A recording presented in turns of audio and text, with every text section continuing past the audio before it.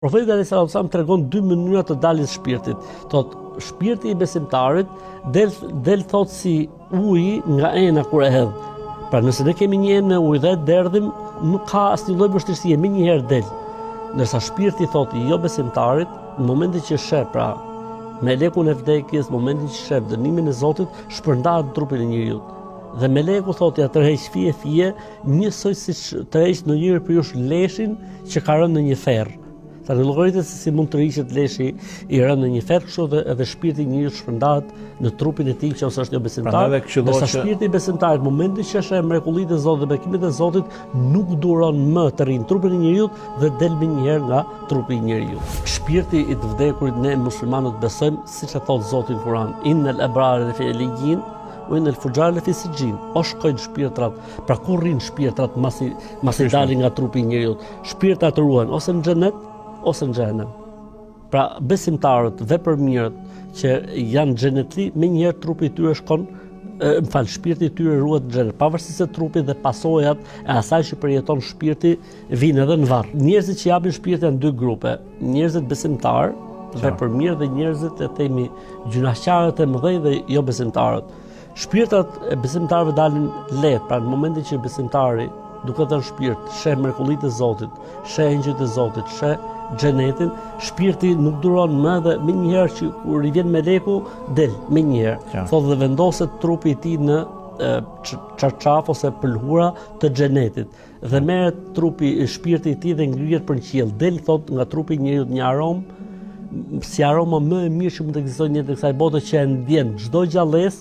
Çdo krijesë përveç njerëzve dhe xhinëve nuk e ndjen këtë aromë sepse mbetet tek pjesa e gajbit dhe e sprovës. Pastaj e marrin shpirtin e tij dhe e ngjisin në qiellin e parë dhe me lajket e përshëndesin me, si më thon, me emrat ose me titujt më të mirë që ky ka dash të thirrë në jetën e kësaj bote, edhe thon shpirti i mirë po shkon tek Zoti i saj, vazhdon qiellin e 2, qiellin e 3, qiellin e 4, qiellin e 5, qiellin e 6, qiellin e 7, derisa shkon tek Arshi i Zotit. Thot Zoti me lajkeve shkruajini emrin e robit tim në Elijin, pra vendoseni në regjistrin e xhenetlive. Thot dhe e kthejnë shpirtin dhe në momentin që njeriu vendoset në varr, shpirti i mirë futet aty në varr. Tani shif tani sa interesante është. Vjen shpirti në këtë botë, në barkun e nënës dhe njeriu merr jetë. Dhe është jeta që ne ekzistojmë. Vjen shpirti në varr, por nuk është më jetë si jeta jonë. Në dimension tjetër. Dimension tjetër. Aty bëhen pyetjet e varrit. Pra dhe ngjon hapat e njerëzve që po largohen. Po. Pra, i vdekuri nuk dëgjon asgjë që ndodh pas se njerëzit thonë që mos thuj këtë. Absolutisht. Okej. Atëherë, pyetet kush është Zoti jot, cila ishte feja jote, cili ishte profeti yt, cili ishte libri yt në disa transmetime, dhe në momentin që i përgjigjet pyetjeve me sukses, pra besimtari do i përgjigjet me sukses, thotë i hapet varri, thotë sa kapsyni njeriu, i hapet atij një derë nga xheneti, po përpara se të hapet kjo derë nga xheneti, i hapet një derë nga xhenemi, dhe i thuhet, këtu do ishte vendi yt, po mos ishe përgjigjur. Thotë i hapet pastaj një derë nga xheneti dhe shpirti i tij vendoset në xhenet, siç transmeton Imam Buhariu dhe Muslimi kështu me radhë. Shpirti i tij ruhet atje. Atë shpirti i përjeton mirësitë dhe begatitë e xhenetit dhe pasojat vijnë tek trupi i tij në varr. E kundërta ndodh me jo besimtarin ose atë që ka bërë mëkate të mëdha.